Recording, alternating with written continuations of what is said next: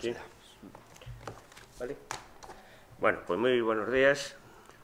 E vamos a empezar ca oferta económica de documentación para valoración de criterios cuantificables de forma automática sobre número 2 da suministración de lubricantes para o taller da Diputación de Ourense durante o ano 2018. O tipo de licitación son 10.674,59 euros.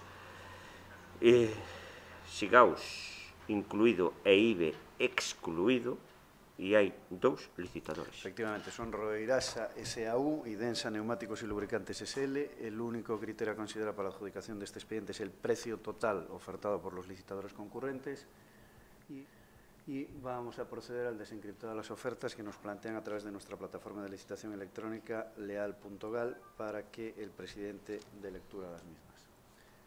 Iniciamos el proceso.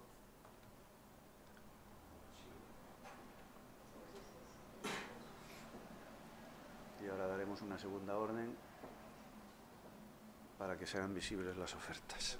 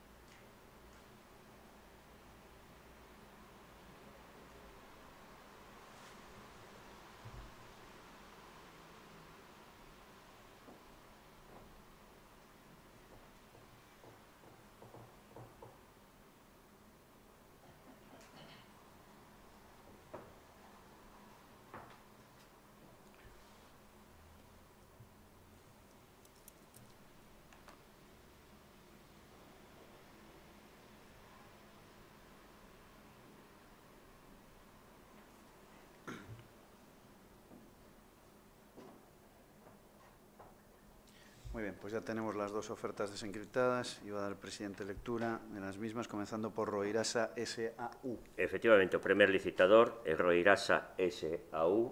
e oferta por un valor de... No, atrás, en la pantalla media.